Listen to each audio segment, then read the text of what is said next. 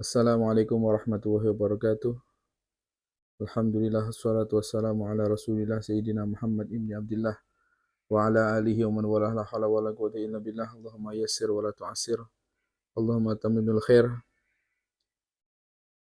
Insyaallah kita akan melanjutkan ngaji risalah haid nifas dan istikhadah sesi ke-10.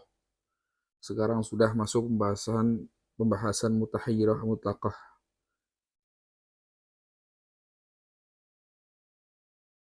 Mutahayyirah secara bahasa sendiri maknanya bingung, orang yang bingung. Nah, siapa itu mutahayyirah mutlaqah dalam masalah haid ini adalah man nasiyat adataha qadran wa waqtan.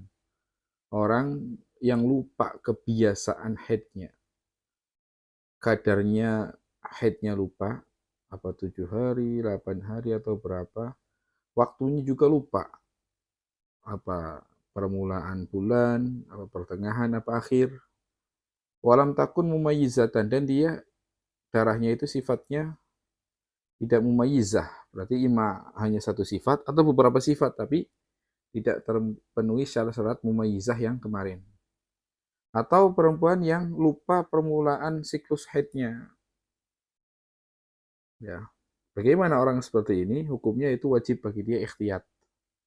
Berhati-hati.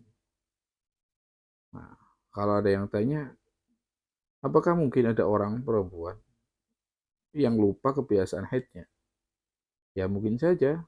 Mungkin dulu-dulu dia nggak pernah memperhatikan haid.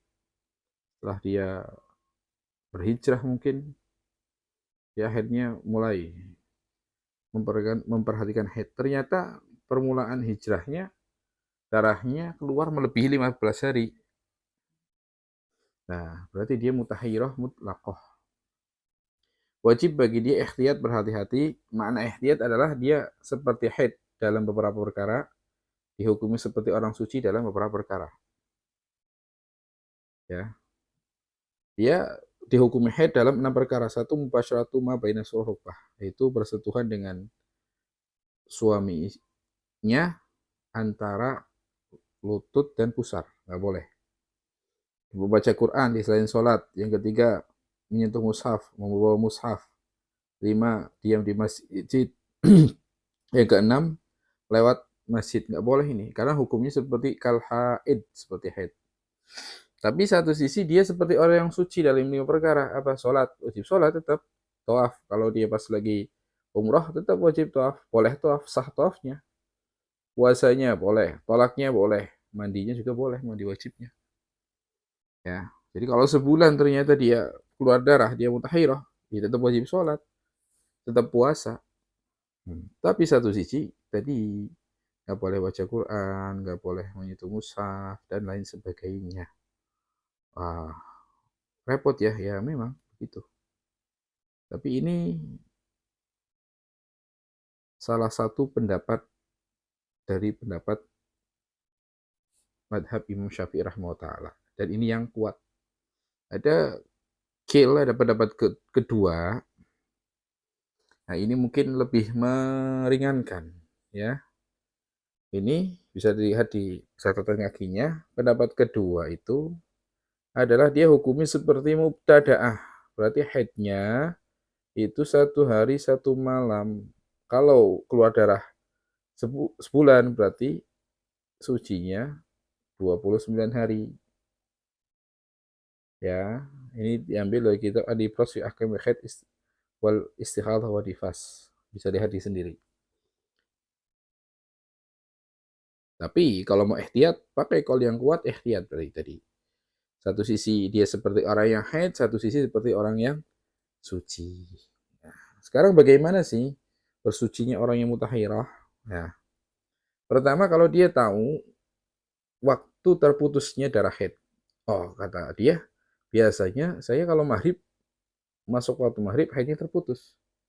Maka orang yang seperti ini wajib mandi setiap maghrib, tenggelamnya matahari. Dan mandinya hanya itu saja. Tok 1 hari mandi itu saja. Berarti mandi, sholat maghrib. Nah, untuk sholat setelahnya isya, subuh, zuhur, besoknya, asarnya, itu cukup wudhu saja. Ya, itu kalau tahu dia. Kalau nggak tahu sekarang gimana? Dia sama sekali lupa apa namanya berhentinya darah dan sebagainya. Maka wajib mandi untuk setiap melakukan sholat fardu, ya. Dan mandinya harus sudah masuk waktu satu. Tapi di sini tidak wajib mubadarah, bersegera. Jadi setelah mandi nggak harus bersegera sholat. Nah, ini agak beda dengan mustahadah istihadah yang biasa ini. Dan wajib ketika mandi tertib anggota wudhu. Maksudnya gimana? Berarti dari atas dulu. Kan wudhu itu harus muka dulu baru tangan. Berarti kalau masuk mandi itu dari atas dulu. Ini kalau satu kali ya, satu kali. Satu kali apa namanya basuhan itu. Nah, ini kalau mandinya juga bukan menyelam. Kalau menyelam cukup dah, nggak usah. Tertib, walaupun yang masuk kaki dulu, ya nggak apa-apa kalau menyelam. Kemudian, sholatnya bagaimana? Mutahayyirah seperti tadi itu wajib sholat 5 waktu. Boleh sholat jenazah, boleh sholat sunnah. Baik sunnah rawatib atau bukan, boleh, silahkan. Nah, puasanya, pertepatan dia tadi, mutahayyirah pas lagi keluar darahnya bulan Ramadan. Gimana? Tetap wajib puasa Ramadan semuanya. Tetap. Karena ada ihtimal dia suci. Setelah puasa Ramadan, dia harus puasa sebulan penuh setelahnya. Mau sawalnya, mau Dzulhijjahnya. Nah, kalau sawal nggak bisa kan ada Idul Fitrinya. Ya, berarti pokoknya harus setelahnya 30 hari puasa. Jadi puasanya 2 bulan. 1 bulan Ramadan, kemudian bulan setelahnya. Itu pun nanti harus ditambah 2 hari. Kenapa? Karena tadi setiap ketika dia puasa bulan Ramadan penuh, maka yang bisa dipastikan ya, kita ambil ikhtiyatnya itu dia suci cuma 14 hari. Kok 14 hari? Karena mungkin saja ada kemungkinan dia haid hari pertama, pertengahan ya. Berarti nanti ambil masa maksimal haid itu 15. Berarti selesai hari 16. Berarti 17 sampai 30 itu yang suci. Nah, begitu juga bulan setelahnya. Jadi 2 bulan puasa nanti baru dapat 14 atau 14. Hanya 28. Masih kurang 2. Nah, untuk puasa 2 hari ini pun caranya itu gimana? Dia puasa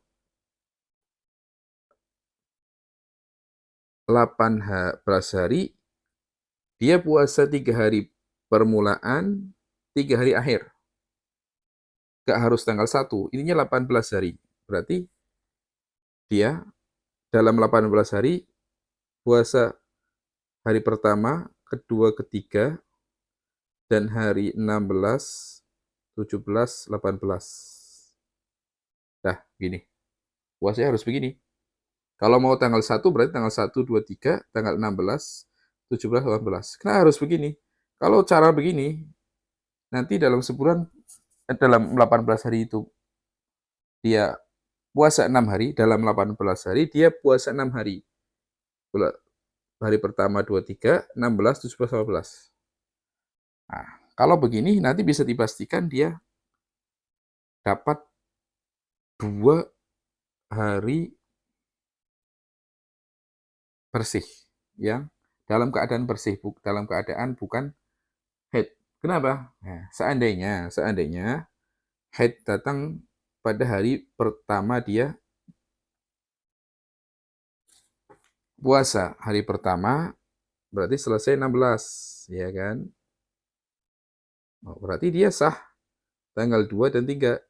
Tanggal 2, 3 kan puasa tadi. Nah, sah. Kalau seandainya dia haidnya tanggal kedua dia puasa. Nah, 16 hari berarti sampai 17. Ya, sampai 17. Berarti dia tanggal 3, tanggal 18 sah. Atau dia ternyata tanggal 3-nya baru haid sampai 18. Berarti tanggal 1, 2 lolos. ya. Atau dia pas apa namanya,